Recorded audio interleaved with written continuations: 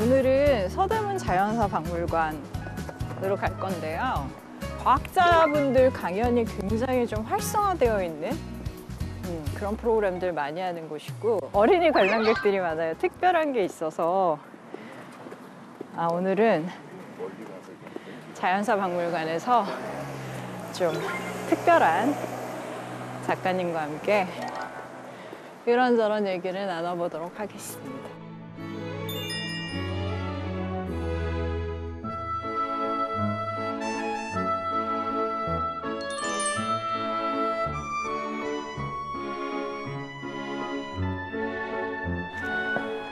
네, 오늘은 여기서. 네, 안녕하세요. 예. 이쯤에서 좀 기다려 볼까 봐요. 여기서.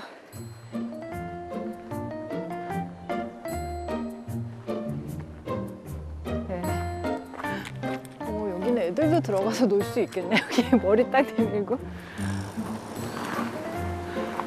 네, 여기서 기다려 보겠습니다. 작가님 오실 때까지.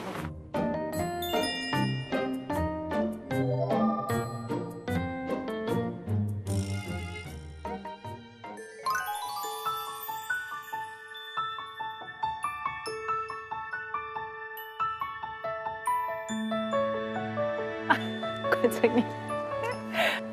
안녕하세요. 오랜만입니다. 네, 오랜만입니다. 네. You might hide it with that smile on your face, but I see it in your eyes.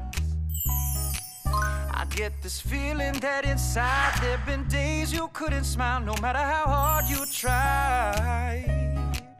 You paint over your emotions like a tragic work of art. Though I don't know what you've been through, I can feel your beating heart. But this ain't about love. This ain't about love.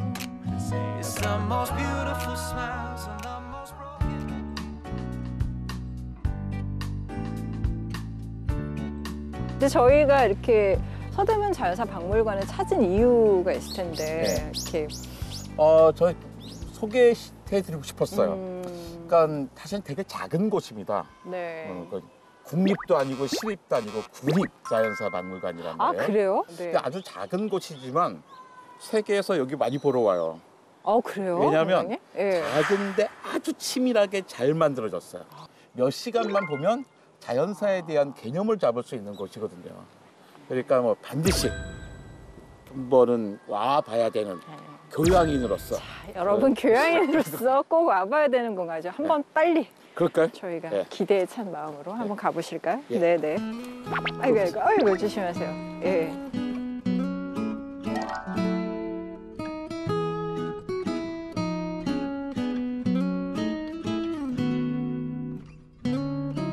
근데 관장님이 스스로 이제 소개하실 때 사이언스 커뮤니케이터라고 이렇게 명명을 하셨더라고요. 내가 집을 사고 싶어, 아니 집을 팔고 싶어요. 네. 그런데 집을 사고 싶은 사람과 집을 팔고 싶은 사람이 길거리에서 딱 마주칠 확률은 없죠. 거의 없죠. 네, 그러니까 복덕방이 있어야 되는 거잖아요. 그럼요. 근데 과학은 네. 일단 어려워요. 너무 어려워요. 왜 어렵냐면 네. 과학은 수학이라고 하는 비자연어로 되어 있기 때문에 그러니까 접근하기가 어려워요. 그쵸. 그래서 과학계를 보통 분에게 알려줄 사람들이 필요하죠. 근데 그 사람이 뭐 과학계의 과학분, 그게 사이언스 커뮤니케이터가 필요하다고 생각해요. 그래서 저는 이제는 스스로 과학자가 아니라 사이언스 커뮤니케이터라고 이제는 자리매김을 하고 있죠. 딱 복덕방 아저씨의 역할을 하는 겁니다. 복덕방 아저씨, 그럼 한번 들어가 보실까요? 네. 이쪽으로 들어가면 되나요, 저희? 예. 여기. 진짜 오랜만이다. 예. 와, 네. 여기는 정말 딱 들어오면 자연사 박물관 같아요.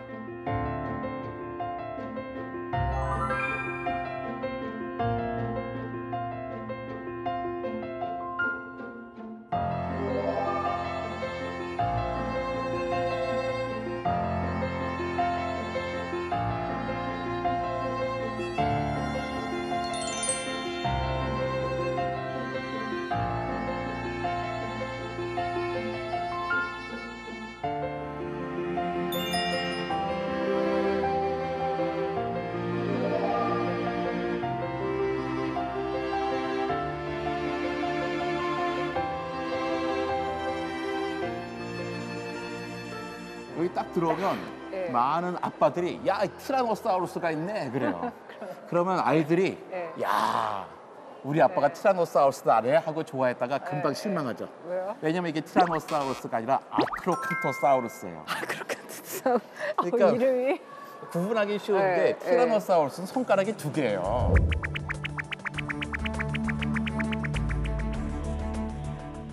그러니까 막 이런 식의 막 이렇게 돼 있는데 얘는 손가락이 3개잖아요. 그러네. 네. 그러니까 손가락 3개짜리는 되게 많아요. 손가락 2개짜리 별로 없거든요. 이렇게 커다란 공룡인데 손가락 2개야? 그럼 티라노사우루스 확률이 크지만 와. 손가락 3개야? 그럼 감히 티라노사우루스를 이야기하면 안 돼요.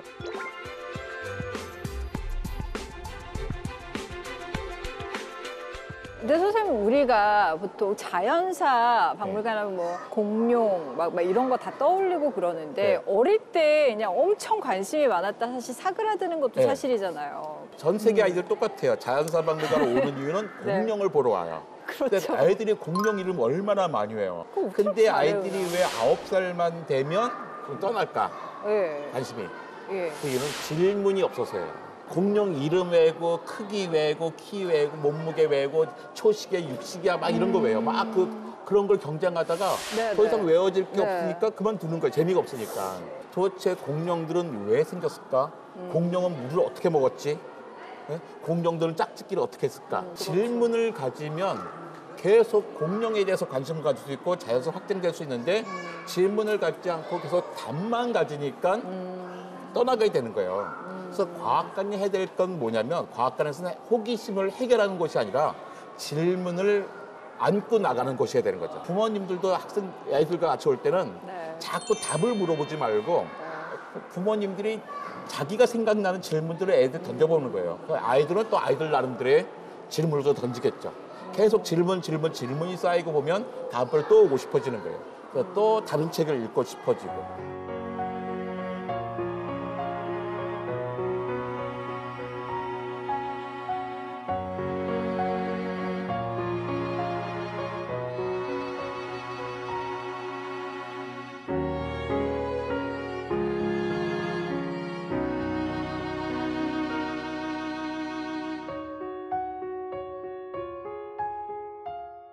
그럼 또 어떤 곳이 있는지 한번 또 가볼까요? 네, 예. 2층으로 올라가죠.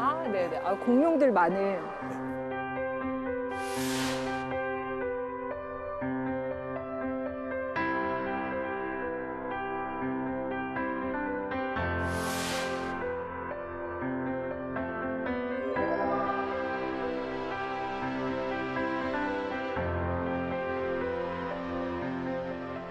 네, 선생님 제가 들었던 것 중에 한국의 공룡으로 되게 유명하다면서요, 세계적으로도. 그러니까 우리나라가 예. 공룡 발자국 화석 밀도로 보면 예. 세계 1위예요.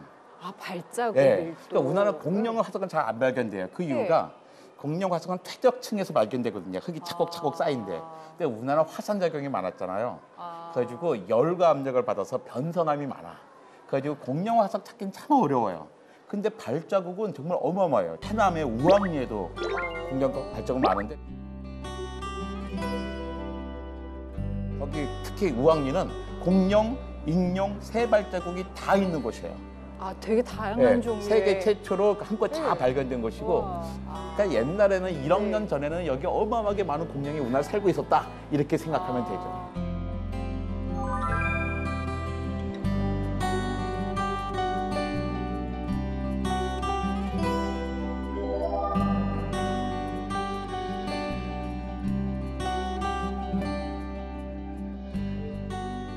와. 삼엽충. 막 이런 되게 다양한. 예, 이게 이제 주로 중생대의 땅이죠. 우리나라에는 이런 네. 암모나이트 안 나와요. 그래요? 왜 안 나오냐면 네. 그러니까 고생대의 표준화석이 삼엽충이죠. 네. 우리나라 많이 나와요. 네. 왜 바다에 살던 거거든요. 그러니까 우리나라 땅 대부분이 고생대는 바다였던 거예요. 근데 우리나라는 암모나이트 안 나와요. 중생대 표준화석인데 바다에 살았던 건데 중생대 때 우리나라는 이미 육지인 거예요. 그러니까 그렇구나. 암모나이트는 안 나오고 공룡 발자국은 많고 그런 거죠. 그럼 가끔 약간 가다가 지질의 특성에 따라서 나오는 게 다 다르고. 그러니까 그걸 물어봐는 거예요. 왜 엄마 우리나라에 암모나이트에 우리나라 건 하나도 없어?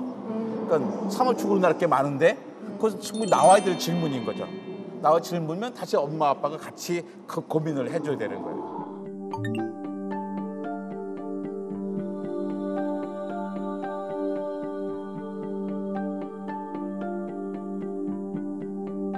스테고사우루스예요. 이 스테고사우루스는 육식이었을까요? 초식이었을까요?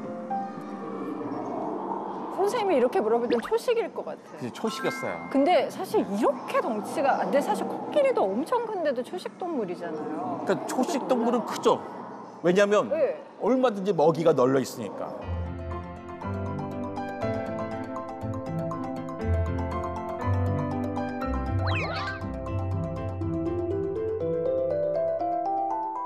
그러니까 이 친구들이 초식한 걸 알 수 있는 이유는요. 네. 저 골반뼈가 다 뒤로 향해 있잖아요. 육식은 저 골반뼈 하나가 앞쪽을 향해 있어요. 아, 그게 뭔가 차이가 있나요? 차이가 선생님? 있죠. 네. 왜냐하면 초식은 풀은 잘 소화가 안 돼. 소화가 안 되니까 긴 창자가 필요해요. 그래서 넓은 공간을 확보해야 했어요. 그다음에 초식 동물들은 공격을 막아야 되잖아요. 그쵸. 공격이 저항되고 하니까 이런 공격력 무기들도 있어요. 아, 끝거리 같은데. 꼬리가 예, 탁 치면서. 그러죠. 그다음에 굳이 똑똑할 필요 없죠. 가만히 서 있는 나무 훑어먹으면 되니까. 그치. 그러니까 뇌는 조그매요. 얘 뇌는 호두알 한 알만 해요.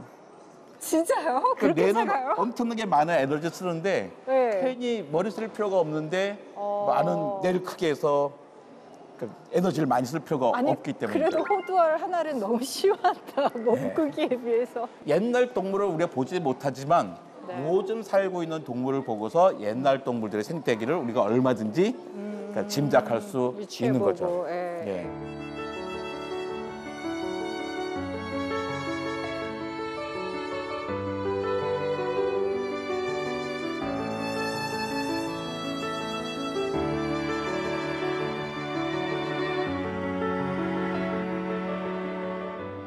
공룡은 언제 멸망한 거예요? 공룡도 어쨌든 공룡은 6,600만 년 전. 네. 그러니까 인류가 등장한 게 기껏해야 700만 년 전이고 호모사피엔 25만 년밖에 안 되니까 그러니까 아주 더 다른 시대에 살았던 거죠. 그 왜 멸망한 거죠? 그것도 기후랑 그러니까 관련이 있는. 한 1980년대까지만 해도 공룡 멸망에 대한 이론은 네. 100가지도 넘었어요. 그러니까 이론이 100가지도 넘었다는 얘기는 쓸만한 이론이 하나도 없었다는 거죠. 근데 지금은 딱 이론이 한 가지로 예요. 그러니까 6,600만 년 전에 네. 지름 10km 좀 되는 거대한 운석이 꽝 부딪혔어요, 지코에. 그러니까 꽝 부딪히면서 열폭 훅 나고 쓰나미 나고 그 충격으로 지진 나고 화산 터지면서 기후가 급격하게 변했죠. 그러니까 우리는 그 걱정은 안 해도 돼요. 운석이 몇 천만 년마다 한 번씩 지구에 부딪히는데 네. 우리는 운석이 언제 오는지도 알고 있고 그 운석을 밀어낼 수 있는 다양한 기술을 갖고 있어요. 그 운석 때문이 아니라 우리는 크게 우리 내부적인 이유야. 그러니까 이산화탄소 때문에 우리가 네. 만드는 이산화탄소 때문에 네. 우리가 멸종할지도 모른다는 게 이제 걱정인 거죠.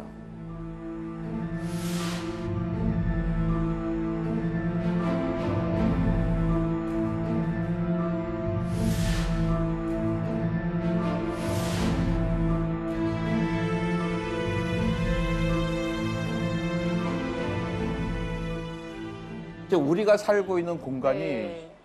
그러니까 우리는 되게 이런 식의 일단 옛날만 해도 환경 문제 많이 생각했죠.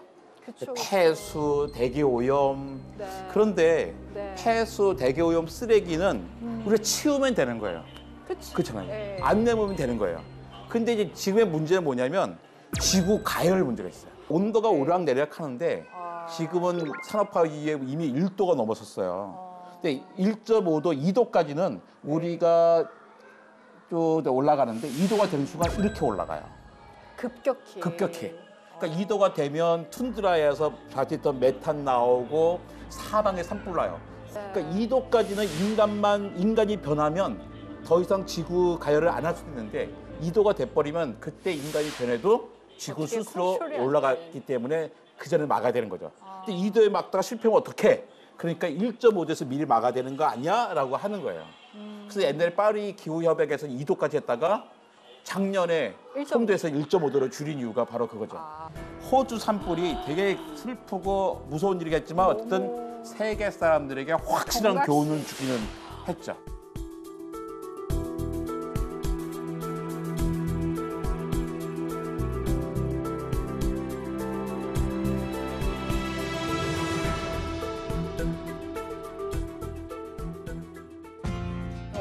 때부터 이렇게 과학 쪽에 관심이 많으셨나요? 아니요, 어릴 때 전혀 없었어요. 그냥 심지어 생화학과가 뭔지도 모르고 갔어요.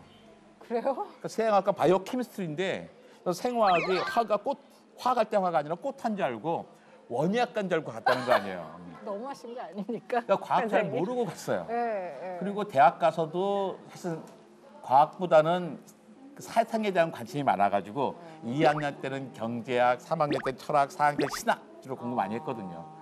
그러다가 뭐 갑자기 좀 공부가 좀 하고 싶어서 대학원 가서 생화학을 제대로 공부했고 그러니까 독일 가서 교양과학서 많이 읽으면서 다양한 과학에 대해서 이제는 관심을 갖게 됐죠.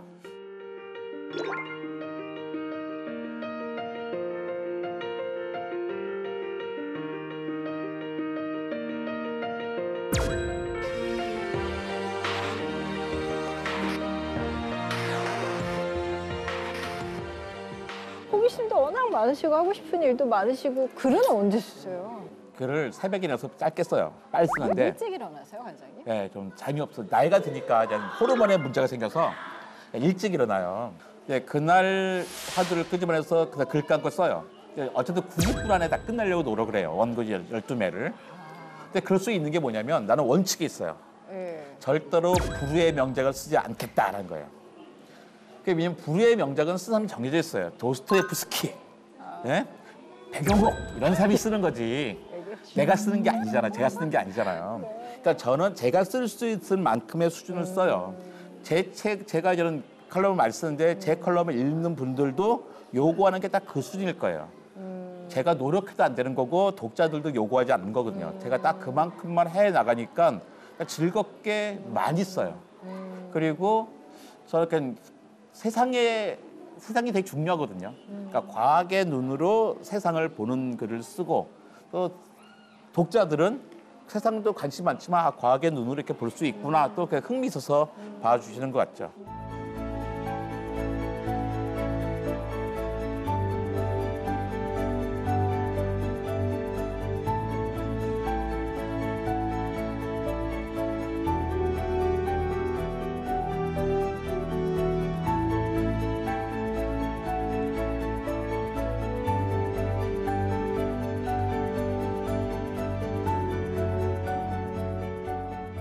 근데 실패가 참 중요한 거라고 늘 그렇죠. 말씀하시잖아요. 저는 네. 왜 10월 달 되면 방송국에서 이런 거 많이 요구받아요. 우리나라 언제 노벨상을 받을까요?를 물어봐요. 근데 제가 10년 동안 제 대답을 바뀌지 않았거든요. 앞으로 15년 동안은 못 받습니다예요. 그러면 왜 못 받나요? 우리는 성공하지 못했나요? 그러시는데 우리는 성공하지 못한 게 아니라 실패하지 못했던 거예요. 문제는 우리나라는 그 연구 개발비의 예산이 세계에서 뭐 세계 5위쯤 돼요. 그다음에 R&D가 GDP 얼마나 대비하면 세계 1위예요. 근데 각 분야 전문가 다 있어요. 사람이 없는 것도 아니에요. 돈이 없는 것도 아니에요. 뭘 못하면 실패를 못 해본 거예요. 우리나라 R&D 성공률이 95%가 넘습니다. 말이 안 돼. 계속 성공만 한 거거든. 성공할 만한 것만 그러니까 하는 건데. 될 만한 것만 한 거예요. 과감하게 근데 이제 우린 뭔가. 그럴 때가 아니거든요. 노벨상을 받은 사람들은 될 만한 것을 받은 게 아니잖아요. 그쵸. 재작년에 노벨 화학상 받으신 분들이 그 당시 그분 세 분의 나이가 만으로 77세, 75세, 72세였어요. 73년에 연구를 시작해서 2013년에 완성합니다. 40년간 실패했지만 잘리지 않았고 연구비를 계속 받을 수 있었던 거예요. 이공계의 박사의 연구 수준과 방향이 가장 중요한 시기가 언제면 네. 박사 받고 5년이에요. 처음 5년. 그때 그 방향과 수준이 정해지는데 그쵸. 오늘의 이공계 박사의 75%가 비정규직으로 인생을 시작합니다. 지금 내 자리도 안전하지 않은데 내가 어떻게 모험적인 연구를 할 수가 있겠어요. 2020년에는 실패도 되는 연구 예산을 엄청나게 많이 확보해놨습니다. 그러니까 우리나라가 드디어 변화를 하게 되는 거예요. 그러니까 올해가 그 첫 번째 해가 될 수가 있어요.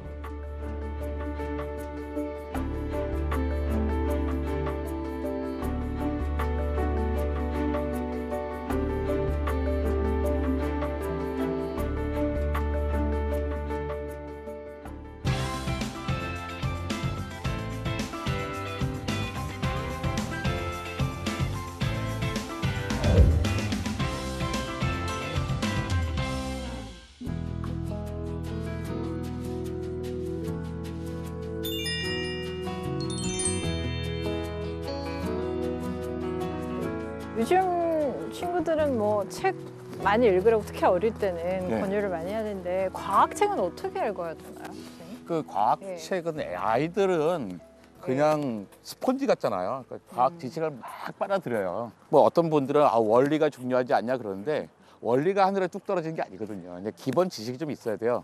그래서 아이들 뭐 만화책들 많잖아요. 과학 만화. 나 그런 것도 참 괜찮다고 생각하고요.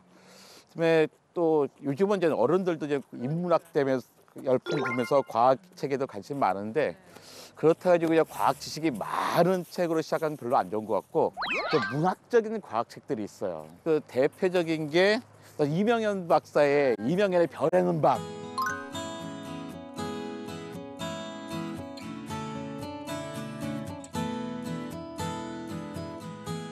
오늘 이렇게 풀무지 책방 선택하신 이유가 있으세요? 제가 또 대학 네. 다닐 때 네. 전공과 상관없이 사회학 공부 정말 열심히 했었거든요. 네. 그때 네. 대학 앞에 네. 좋은 사회학 서점이 있었어요. 각 대학 앞에. 맞아요 그때는. 네. 네. 사실 다 없어졌어요.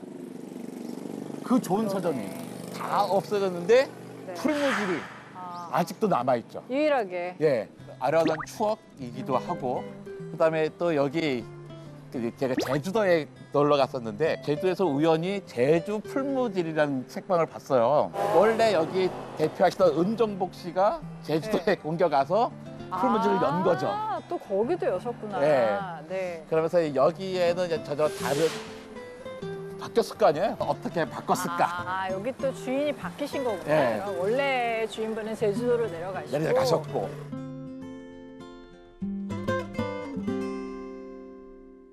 여기에 대한 선생님. 예, 벌써 이 간판도 달았어요. 간판도 세련됐잖아요.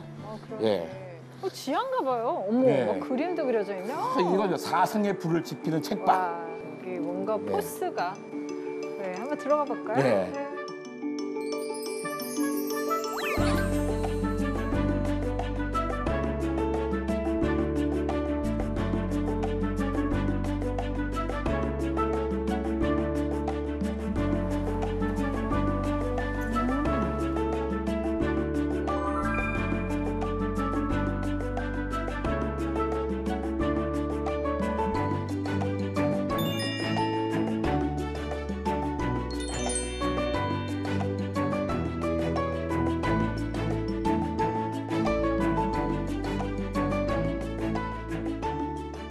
어떠세요? 책방 와보시니까?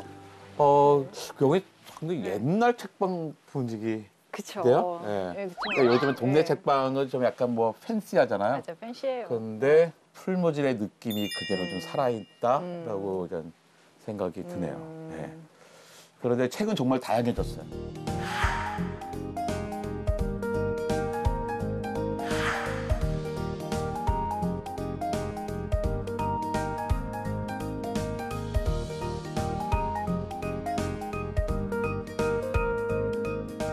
그러니까 이게 뭐냐면 우리한 사람이요? 예, 곽지식. 안녕하세요. 안녕하세요. 오정통 네, 아니에요? 안녕하세요. 네. 네. 책방 와주셔서 주인. 네네. 네. 신 풀무질이 역사가 있어서 네, 네. 중후하신 분이 계실 줄 알았는데 젊은 분이시네요, 되게. 네, 젊으시네요. 일단은 책방 소개를 좀 부탁드릴게요. 저희 풀무질은 1985년에 이제 처음 문을 열었고 네. 그때 이제 학생 운동의 열기 속에 그런 학생 운동과 지식의 해방구 같은 이런 아지트 역할을 하던 책방이었고 네. 1993년도에 이제 은종복 대표님이 책방을 인수를 하시면서 그 이후에 이제 23년 동안 이 책방을 운영을 해 오시다가 재정적인 위기가 좀 있으셔서 그렇죠. 네, 폐업 위기가 있었어요. 그래서 그걸 이제 좀 인수할 책방을 좀 인수할 사람들을 찾는다 이렇게 공고를 올리셨는데 그걸 이제 저랑 저희 친구들이 보고 2019년 6월부터 저희가 인수를 해서 공식 오프닝은 저희가 9월에 했습니다.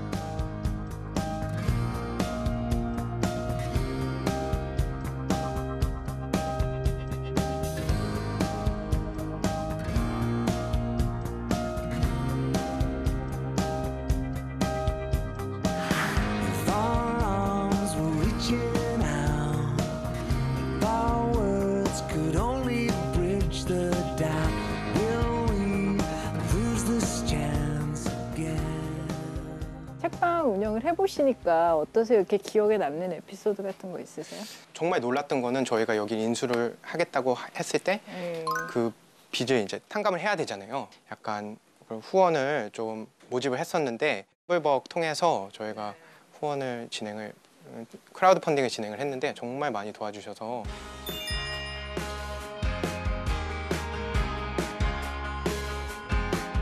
There's a girl in the treetop looking at the stars, waiting for a touchdown coming in from Mars, thinking, is there anybody out there?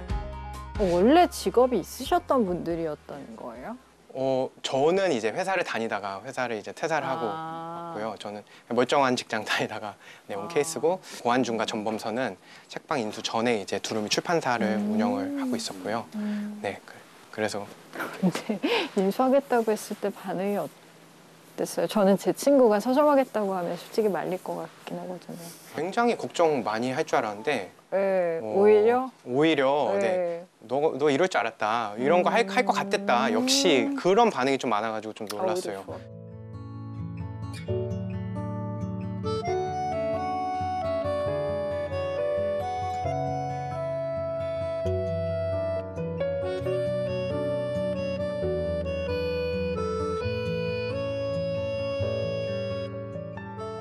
이게 인테리어 많이 바뀐 거예요?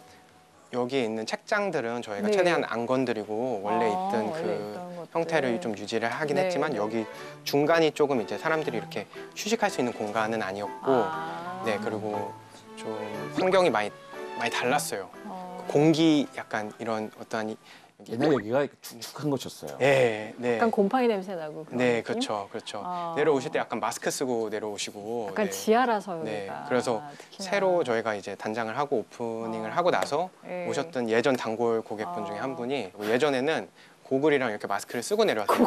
체류탄 이렇게 맞는 느낌이었다고 책방에. 아,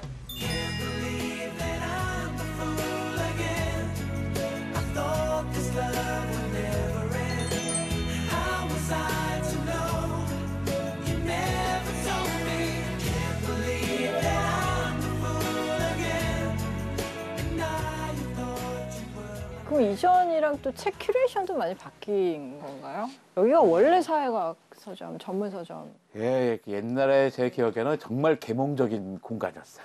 네, 그렇죠. 그러니까. 그런 계몽적인 공간이었다고 하셨는데 네. 그거는 저희가 계속 가지고 있는 아이덴티티라고 아, 생각을 네네. 해요. 예전과 약간 다른 점이 있다고 하면은 예전에는 조금 더 이제 그 우리나라 한국 정치에 좀 화두를 많이 맞춘 공간이었다면 지금은 저희가 이제 많이 중요시하게 생각을 하는 거는 저희 여기 있는 동물권이랑 기후 위기.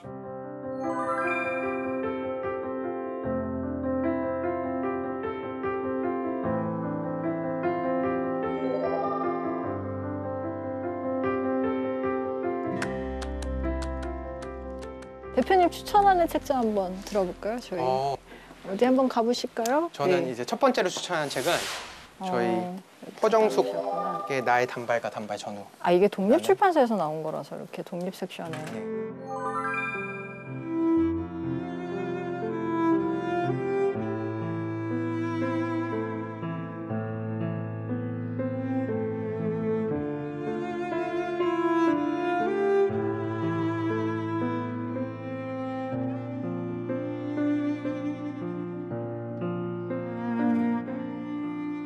허정숙 선생님은 1920년도에 단발 운동을 주도했던 사진도 있어요. 여성 해방 운동가이세요.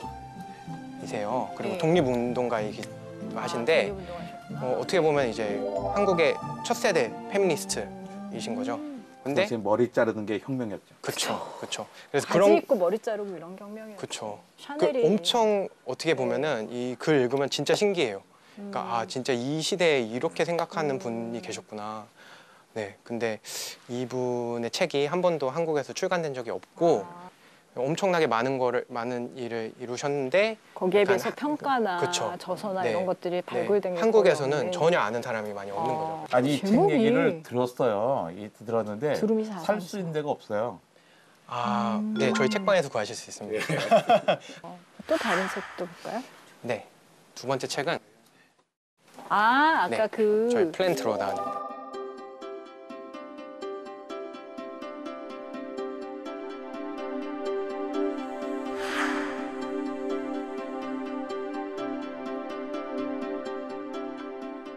북페어도 저희가 이제 풀무질로 나가서 네네. 가장 이제 대대적으로 저희가 이거를 홍보를 하거든요. 이 책 꼭 구매하셔라. 한 분도 구매를 안 하시는 거예요. 굉장히 책이 무겁고 두껍고 약간 좀 비싸고 이러다 보니까 약간 구매할 엄두를 못 내시는 것 같아요. 근데 이 책이 정말 어떻게 보면은 누구나 집에 가지고 있어야 되는 약간 교과서 같은 것 같아요. 100개 항목의 백과사전, 기후 백과사전, 에너지 백과사전 이런 기후 위기를 벗어나기 위한 그런 사전이라고 보면 돼요. 그렇죠. 네. 의외로 공무원이 많이 산 책입니다. 아 그래요? 네. 정책을 만드는 분들한테 네. 아주 교과서 같은 책이에요. 제가 공무원이거든요. 이게 공무원이십니까? 네.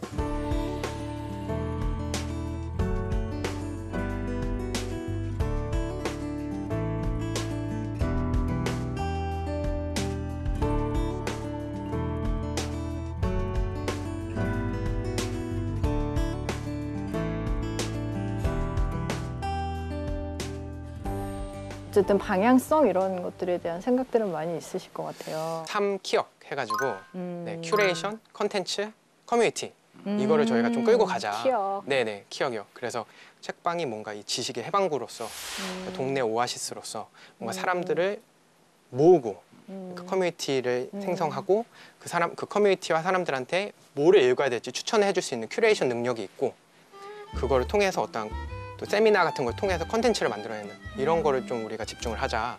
그래서 그쪽으로 좀 많이 하고 있고 네. 네, 커뮤니티를 정말 중요시하게 제가 생각을 하고 그게 약간 예전의 풀무질의 역할과도 좀 그쵸? 네, 맞닿아 있다고 생각을 해요. 옛날 분들의 복덕방에 모였잖아요. 이렇게 바둑든 복덕방에 모여서 여러 가지 동네 이야기를 하는 것처럼 책방에 책방 아저씨가 바로 이제 그 역할을 하는 거죠. 책을 매개로 해서 사람과 사람을 연결해 주는 것. 아 중요하죠. 네. 맞아요. 네, 그런 중요한 허브 거점인 것 같아요.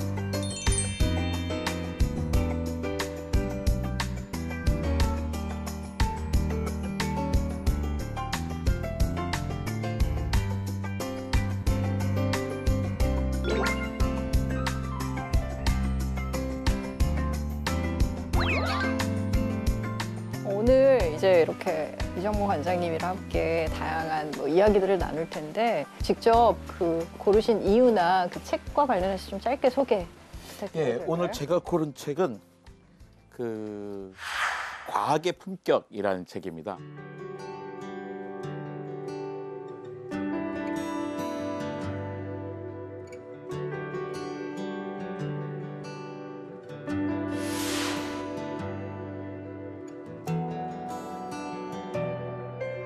이 책이 재밌는 게 제목 자체가 좀 특이하잖아요. 과학의 품격? 아, 그러니까 어떻게 뭐 품격 있는 과학 이야기를 하려는 건가? 과학도 처음부터 품격이 있는 게 아니라 사람이 해서 품격이 있는 거거든요. 그러니까 이 저자가 이야기하고 싶은 건 그거예요.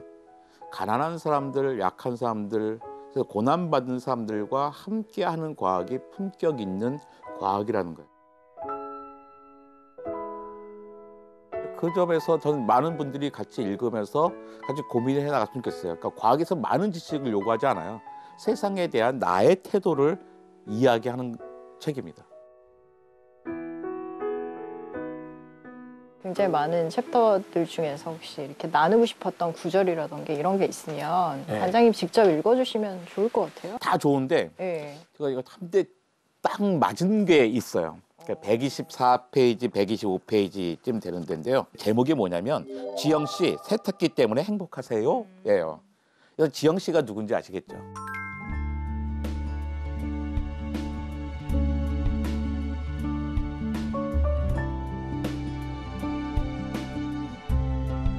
(1982년생) 네, 그분을 이야기하는 겁니다.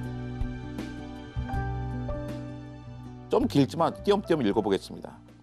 가사 노동 시간은 어떨까? 통계청 자료를 보면 2014년 결혼한 여성의 가사 노동 시간은 4시간 19분이었다. 10년 전 2004년과 비교하면 16분가량 줄었다. 그런데 유독 가사 노동 시간이 줄지 않은 이유는 무엇일까? 미국도 우리와 마찬가지로 가전제품 덕에 가사 노동이 수월해졌다. 하지만 여성의 가사 노동은 줄기는커녕 오히려 늘어났다. 세탁기를 들여놓은 뒤 상황은 이상한 방향으로 변했다. 어느 정도 부피가 큰 빨래까지 세탁기로 빨 수 있게 되자 빨래는 온전히 여성의 몫이 됐다. 그런데 세탁기가 매일 빨래를 하자 공동체의 청결 기준이 전과는 비교할 수 없을 정도 높아졌다. 전에는 흉이 아니던 아이 옷의 얼룩이 문제가 됐다. 엄마로부터 사랑을 못 받는 아이라는 편견이 퍼져나간다는 거예요. 저도 마찬가지거든요. 저희 집에서 빨래는 온전히 아내의 몫이에요. 제가 결혼한 다음에 꽤 많이 집 가사일을 도와준다고 했지만 빨래는 어쨌든 아내의 몫이었던 것 같아요. 생각해 보니까 제 어릴 때 얼마나 이렇게 여기 정말 반들반들하게 다녔잖아요. 근데 요즘 매일 속옷 갈아입어요. 겉옷도 사실 매일 갈아입잖아요. 그래서 제가 이 책을 읽은 다음부터 결심했어요. 갈아입지 말자. 그 집사람이 냄새 난다고 갈아입으라고 할 때까지 갈아입지 말아보자라는 거예요. 그러니까 우리가 빨래를 하면서 얼마나 많은 물과 에너지를 써 나가는가. 우리가 그렇게 꼭 깨끗해야 돼? 정말이에요. 여기 보여주면 안 되는데 속에 그 티셔츠도 한 4일 된 거거든요. 근데 괜찮더라고요. 옛날에는 속에 옷 하루면 무조건 벗어야 했어요. 이 책을 읽고 가장 많이 변한 제 모습은 그거예요. 옷 오래 입자. 약간 좀 이게 나 혼자 그러면 안 될 것 같긴 하지만 우리 지구를 살리는 데도 큰 도움이 되지 않을까 생각이 듭니다. 관장님 말씀하셨던 것 중에 본인은 과학자라기보다 사이언스 커뮤니케이터라고 이제 정의하셨는데 그런 과학적인 어떤 태도가 우리 삶에 어떤 영향을 끼치나요? 그러니까 과학적인 태도가 이제 뭘까를 생각해 봐야 되는데요. 저는 가장 중요한 게 겸손이라고 생각합니다. 겸손. 네, 겸손이에요. 네. 제가 이런 독일에서 공부했을 때 좋은 점이 매년 꽤 많은 노벨상 수상자를 만날 수 있는 거였어요. 그러니까 노벨상 수상자들이 석박사 학생들과 질문을 하면 석박사 학생들이 노벨상 수상자에게 선생님 요즘 얼마나 멋진 연구하세요 이런 거 물어보는 거 아니에요. 최근 논문을 팔랑팔랑 흔들면서 당신이 이 논문에서 이런 데이터를 이렇게 해석했는데 그게 말이 됩니까? 따지는 거예요. 제가 보기에는 그 질문 자체가 말이 안 돼요. 그런데 그 노벨상 수상자는 땀을 뻘뻘 흘리면서 그 말도 안 되는 질문에 정말 성심성의껏 대답을 해요. 그러면 그 학생이 선생님 정말 고마워요 이렇게 하지 않고 딴 학생이 일어나서 또 아닌 것 같은데 해서 반복하는 거예요. 근데 그 노벨상 수상자에게 본 게 바로 겸손이거든요. 저 사람과 내가 똑같은 대등하게 이야기를 할 수가 있는 거예요. 그러니까 과학적인 태도를 갖는다는 것은 나의 머리와 지식에 대한 지나친 자부심을 갖지 않는 거예요. 그렇다고 비굴해질 필요는 없지만 한계를 인정하고 모르는 걸 모른다고 이야기하는 겁니다. 근데 우리가 세상을 살아갈 때 이런 태도를 가지면 얼마나 좋을까. 내가 가졌던 생각이 있었잖아요. 어떤 편견들이 있었어요. 그 당시 편견이 아니었죠. 사회적인 상식이었고 어떤 정립된 이론이었지만 시대가 바뀌었단 말이에요. 근데 내가 그동안 오랫동안 가졌던 걸 바꾸고 싶지 않은 거예요. 그러니까 나하고 세상 사이하고 표준하고 갈등이 생기는데 과학자는 그 갈등에서 얽매이지 않고 그냥 과감히 버려버리는 거죠. 그럼 자기 마음도 편하고 세상에 한 발자국 더 나가는데도 도움이 되겠죠. 그게 바로 이제 과학적인 태도라고 생각합니다.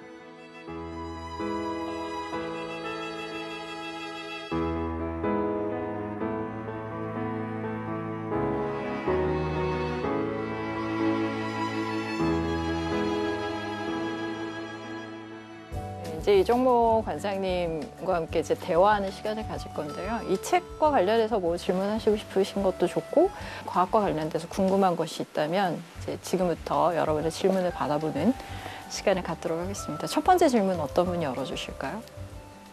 그 과학적 태도에 대해서 말씀을 해주셨잖아요. 근데 그게 삶의 태도로 확장이 될 수 있는지 그것에 대한 선생님의 개인적인 의견이 궁금합니다. 그 과학자들의 이야기하다 보면 또 과학자들이 과학 논문과 가지고 따질 때뿐만 아니라 세상에 관한 이야기를 할 때도 같은 태도를 견지하더라고요. 뭐 정치적인 문제를 얘기할 때 막 성내지 않고 그래 나는 아직 잘 몰라.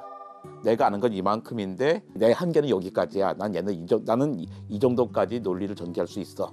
너는 얼마까지 보자. 다른 사람 이야기다 보니까 아닌 것 같아. 그러면 거기서 과감하게 네 말이 맞네. 난 지금부터 내 생각을 바꾸겠어가 되는 거예요. 근데 그게 진짜 공부인 거죠. 고대에는 과학자나 예술가나 철학자가 다 한 사람일 수 있었잖아요.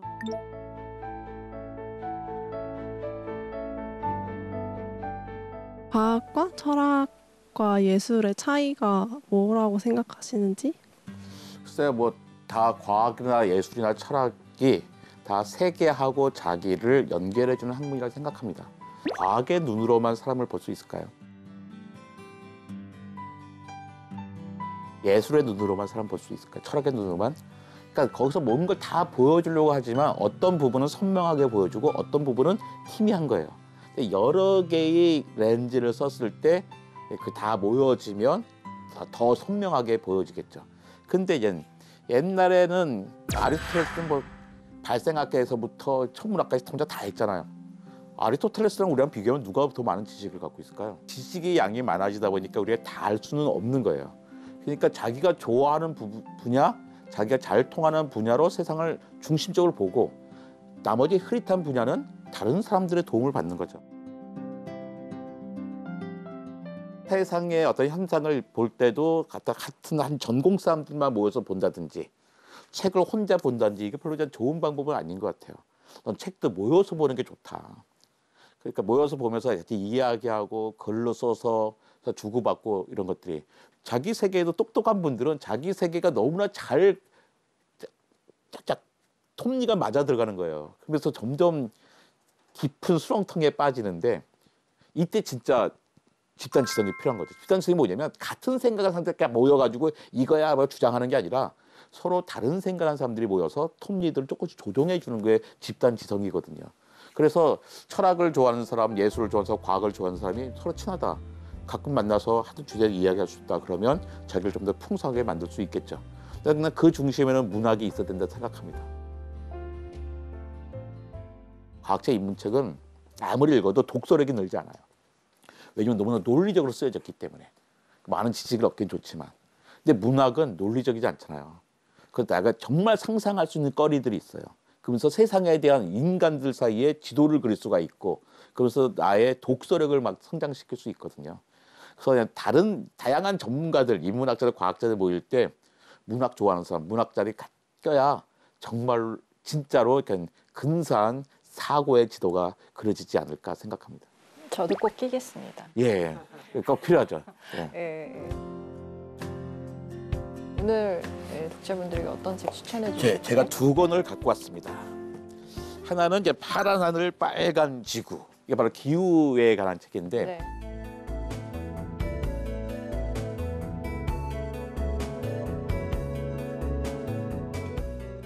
국가기상과학원의 원장님이셨던 조천호 박사님께서 그러니까 세상을 한번 기후 문제를 구체적으로 이야기해 보고 싶어서 나와서 쓴 책이에요.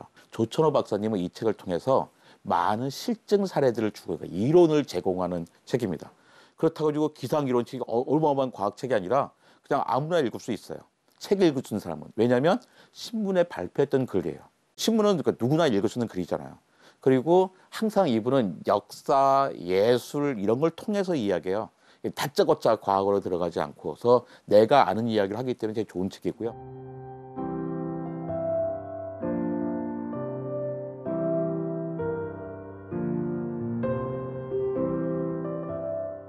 또 다른 하나가 이제 팩트 플리스라는 책입니다.